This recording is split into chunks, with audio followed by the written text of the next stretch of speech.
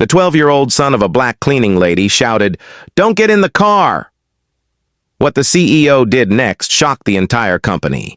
Kevin's scream cut through the cold morning air like a knife, causing all the executives in the Torres and Associates parking lot to stop instantly. The boy ran desperately toward the black Mercedes, where CEO Richard Torres was about to get in.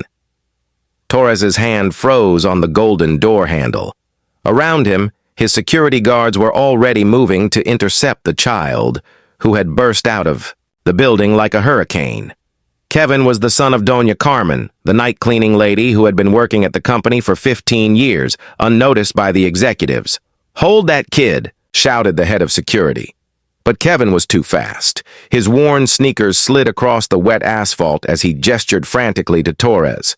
"Please, sir, don't go in. Something's wrong." Richard Torres, a 52-year-old real estate mogul, looked at the sweaty, panting boy with a mixture of irritation and curiosity. In 15 years, he had barely noticed Kevin, who sometimes accompanied his mother during school vacations. "What the hell?" Torres muttered, his busy schedule interrupted by a child who, in his eyes, shouldn't even be there. Kevin knew he had only seconds before being dragged away. His tearful eyes locked on Torres's. "Sir, I saw it last night. They were messing with your car." For a moment, the world seemed to stop. A chill ran up Torres's spine as his calculating mind processed the boy's words. Kevin, who had spent countless hours unseen in the building, had witnessed something no one else had noticed. His small hands trembled, not with fear, but with determination. He had kept this secret for hours, terrified of not being believed, of getting his mother in trouble. But someone's life was at risk, and Kevin knew he couldn't stay silent. Torres looked at the car, then at the boy, then at the tense faces of his executives. Something in Kevin's desperate gaze made him hesitate.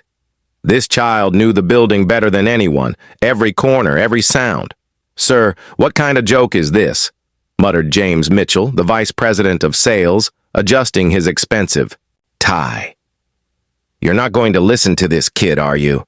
Torres raised his hand, silencing him. "What exactly did you see, Kevin?" Kevin swallowed hard. "Last night, while my mom was cleaning the 50th floor, I was in the lobby doing my homework. I saw two men in suits go down to the garage. They were under your car for almost 20 minutes. "Two men in suits?" Torres raised an eyebrow.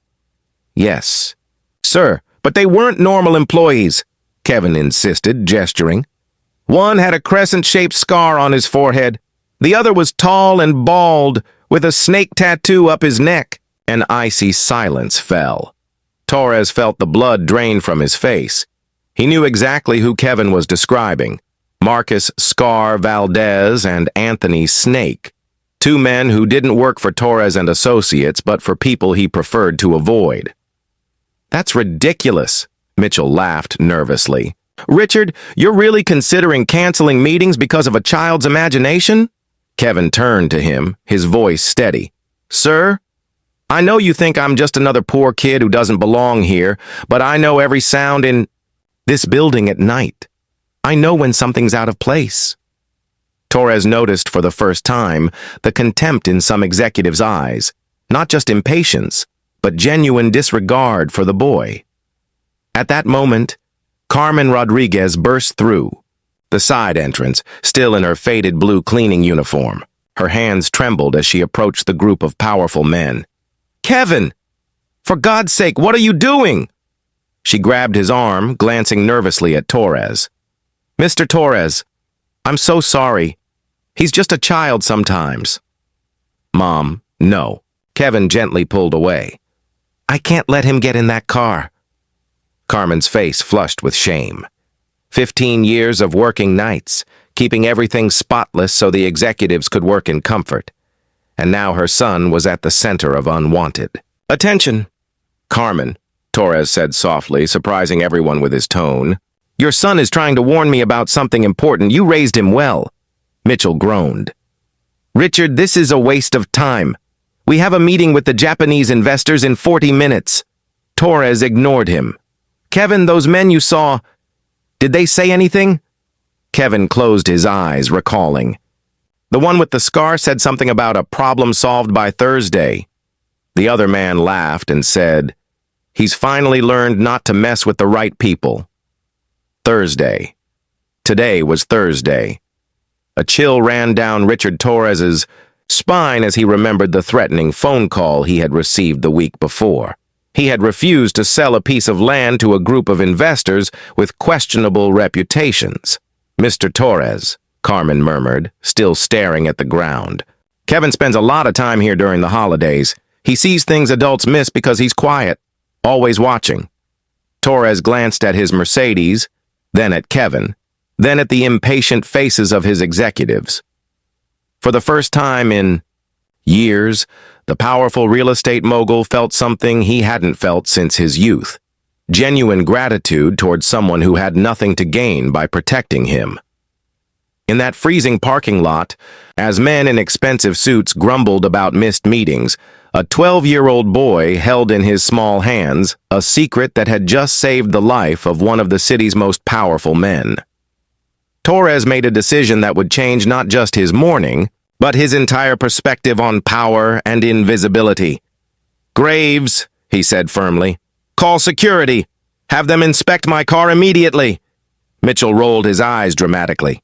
"Richard, this is ridiculous. We're going to be late for—" "Shut up," Torres snapped, his gaze locked on Kevin. "Kevin, I want you to tell me every detail, every movement, every word."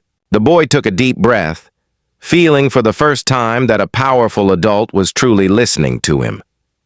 "The man with the scar had a black briefcase," Kevin began. "They used a special key to open something under the car. They whispered about a device, something set for Thursday morning." Carmen held her son's hand, her eyes filling with tears as she watched the most feared CEO in the city treat Kevin with respect. 15 years of being invisible, and now her boy was finally being heard. The security team arrived with specialized equipment. 10 minutes later, the head of security returned, pale-faced. "Mr. Torres, we found a sophisticated explosive device connected to the ignition system. It was set to detonate at 9:15, exactly when you usually leave for your Thursday meetings." A deadly silence swept over the parking lot. Mitchell swallowed hard, his color draining. The other executives exchanged nervous glances, realizing they had nearly witnessed their boss's murder. Torres knelt in front of Kevin, placing his hands on the boy's shoulders. "You saved my life, Kevin. How can I ever thank you?" "By finding whoever's behind this, sir," Kevin replied without hesitation. "Because if they tried once, they'll try again." Carmen's pride mixed with fear. At only 12, her son had shown more courage than many adults, but in doing so, he had drawn dangerous attention to their family. Torres stood, his mind already racing. "Carmen, Kevin, come with me. I need your help. We need to figure out who these people are." "Mr. Torres," Carmen said softly, still intimidated. "We don't want any trouble. Kevin was just trying to help." "Carmen," Torres interrupted. Gently, "Your family just saved my life. You're not the problem. You're the solution." In the elevator, Kevin spoke again. "Last night, when I was helping Mom clean the conference room, I saw papers on your desk. They mentioned something called Riverside Renewal." Torres frowned. Riverside was a controversial project, a luxury development that would displace hundreds of low-income families. He had hesitated to approve it because of community pressure. "The men who tampered with your car," Kevin continued, "they mentioned Riverside. They said you'd finally sign after Thursday." Carmen squeezed her son's hand. She knew Riverside well.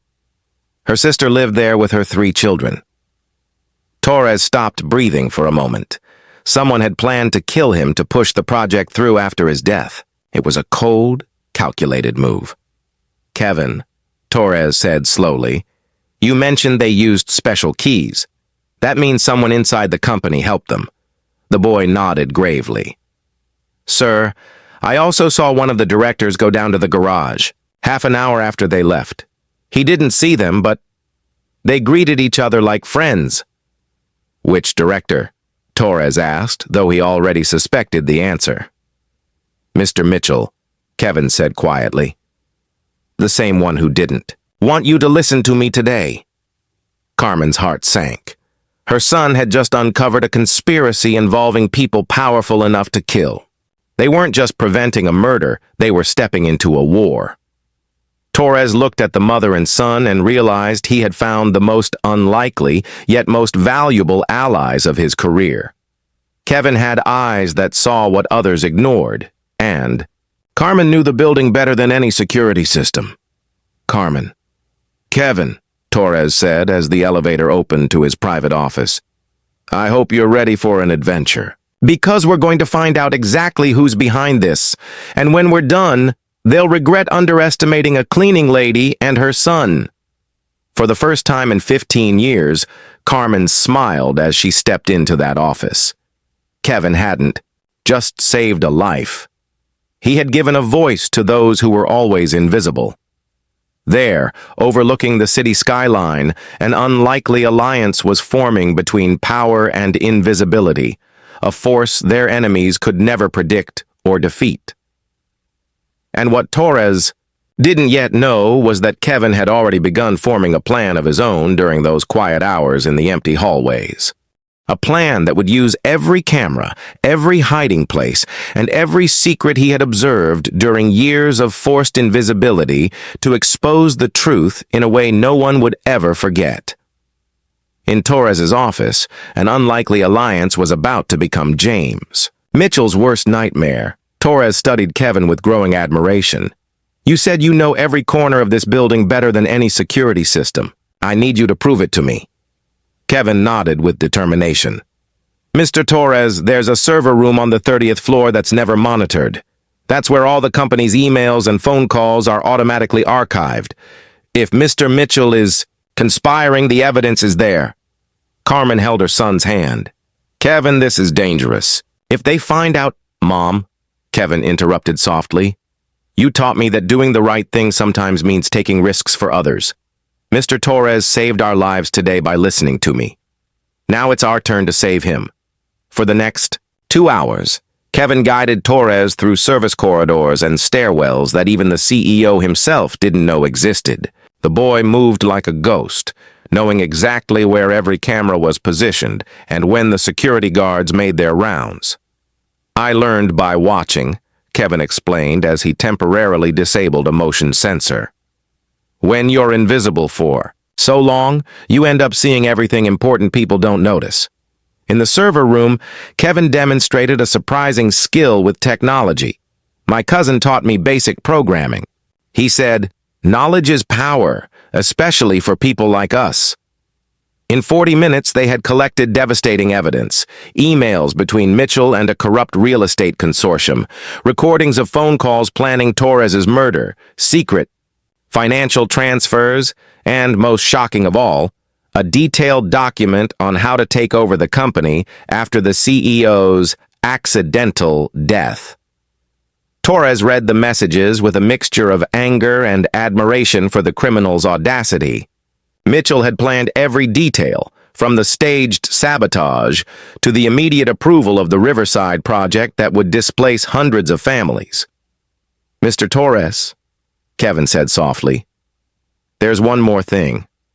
Tomorrow is Friday, and at 2 p.m., there's a quarterly meeting with all the major investors.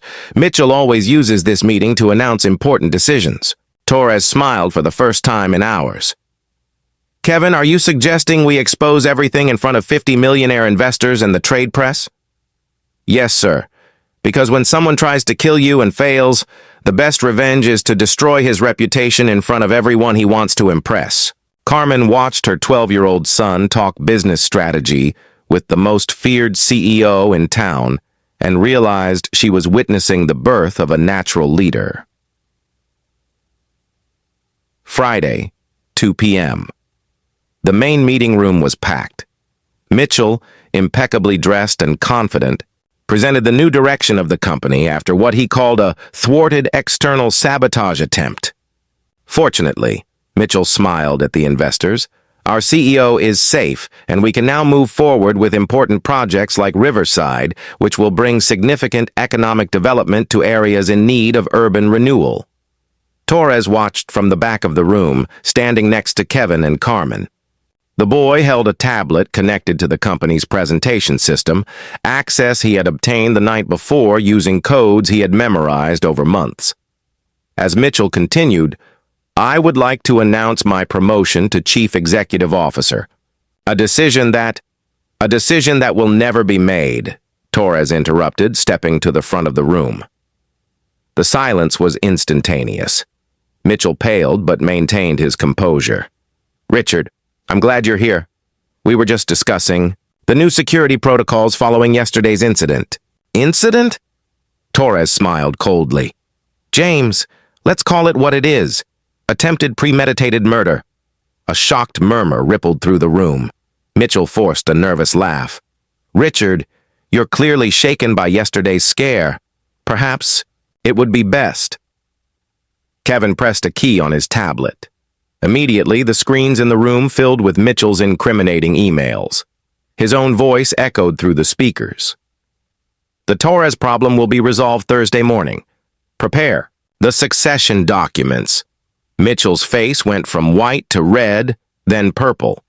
This is a setup. "Someone hacked my email!"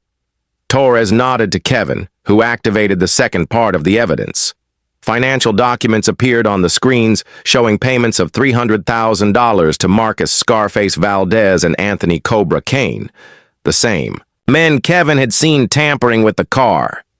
"James," Torres said calmly, "did you really think you could kill me and take over my company in front of the same investors who are now seeing the evidence of your crime?" Mitchell looked desperately at the shocked faces around the table. Investors who had respected him minutes earlier now stared at him with horror and disgust. "Who found this out?" Mitchell asked, his voice breaking. "Who had access to this information?" Torres placed his hand on Kevin's shoulder. "It was this brilliant 12-year-old, the son of our employee, Carmen Rodriguez. They saved my life because he paid attention to what we all ignored." Mitchell looked at Kevin, the boy he had dismissed just 2 days earlier, and realized that his career, reputation, and freedom had been destroyed by someone he considered completely irrelevant. "You," Mitchell whispered incredulously, "a kid from the cleaning lady destroyed me?" "No," Kevin replied with surprising maturity. "You destroyed yourself when you thought you could kill people and no one was paying attention. I just showed everyone who you really are." At that moment, federal agents entered the room. Torres had alerted the authorities the night before, providing all the evidence they had collected. Mitchell was arrested right there in front of all the investors and journalists present. As the handcuffs closed around his wrists, Mitchell shouted desperately, "You don't understand! I built this company as much as he did! I deserve to be in charge!" Torres watched the man who had tried to kill him being led away by the agents, then turned to the room full of impressed faces. "Gentlemen, I want to introduce you to Kevin Rodriguez, our new special internal security consultant, and Carmen Rodriguez, who will be promoted to night operations supervisor with an immediate pay raise." The applause was spontaneous and genuine. Kevin, still holding the tablet that had taken down an empire of corruption, smiled shyly as his mother cried with pride and relief.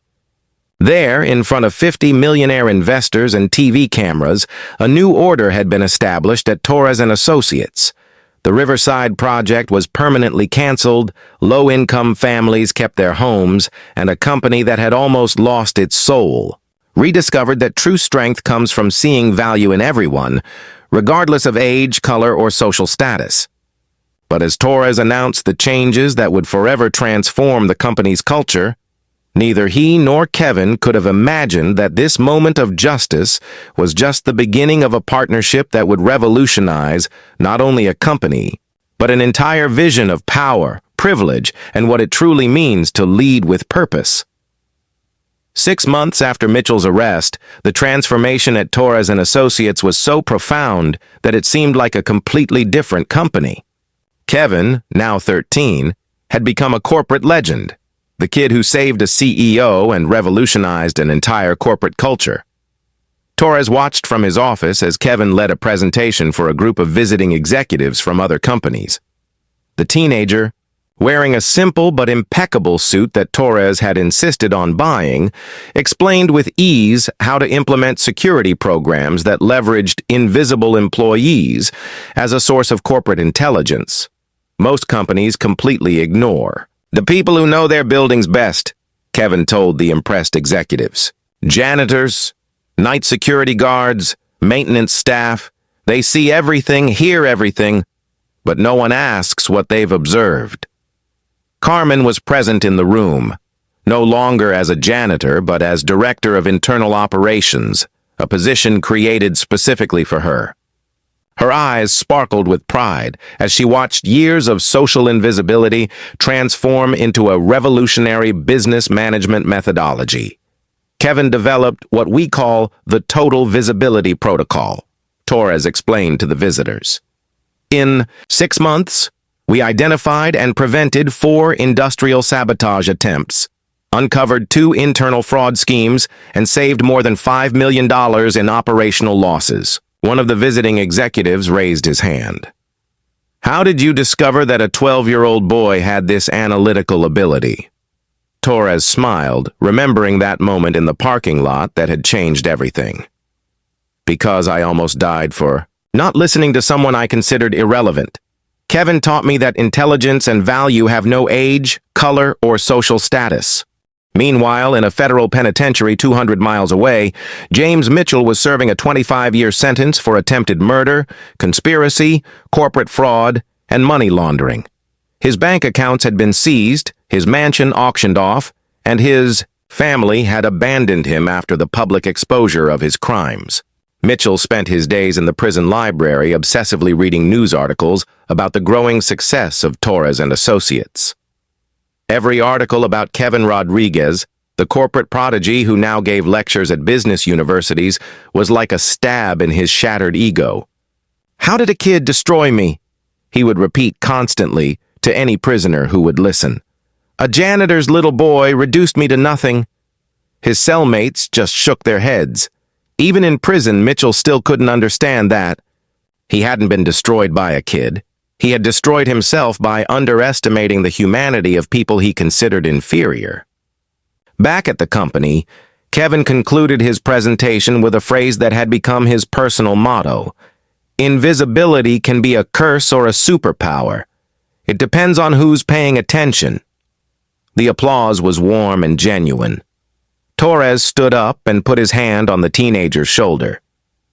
"Kevin has revolutionized not only our security, but our understanding of leadership. He showed us that true leaders aren't those who command, but those who observe, listen, and value every person around them. You know what's most ironic?" Torres said, watching children from the community playing in the newly opened park. "Mitchell thought that by killing me, he would take over the company and approve Riverside to make millions. Instead, we've invested those millions in creating jobs and opportunities right here." Kevin smiled, watching his 8-year-old cousin learning the violin in one of the center's free music rooms. "Mr. Torres, can I tell you something? That morning in the parking lot, I was scared to death. I thought no one would hear me. Carmen hugged her son, and look where we are because you had the courage to speak up." Torres watched the mother and son, reflecting on the extraordinary journey they had shared. Kevin was no longer the invisible boy who wandered the corporate hallways. At 13, he was a consultant to multinational companies, had created a foundation for young people from underserved communities interested in business, and was about to graduate from high school with a full scholarship to any university he chose. "Kevin," Torres said thoughtfully, "have you decided what you want to study in college?" The teenager looked around the community center, seeing dozens of families who had remained in their homes thanks to his courage that morning 6 months ago. "Business and social justice," he said. "I want to create a program that identifies and develops hidden talent in communities that society ignores." Torres nodded, not surprised. And Torres and Associates will be your first partner in that program. That night, Carmen tucked Kevin into bed in their new apartment. A gift from Torres that she initially refused until he explained it was an investment in Kevin's education, not charity. "Mom," Kevin said softly, "do you regret all those nights working invisibly in that building?" Carmen paused, thinking of the years spent cleaning in silence, feeling ignored, like a ghost in the corporate world. "No, my love. Every invisible night prepared us for the day we became impossible to ignore." 6 months after a 12-year-old boy warned a CEO not to get into his car, 3 lives had been transformed forever. Torres learned that true leadership means valuing every voice. Carmen discovered that years of invisibility had prepared her for powerful and meaningful visibility. And Kevin proved that age, color, or social status never determine a person's worth. Mitchell tried to build his empire by destroying others, but in the end, he destroyed only himself.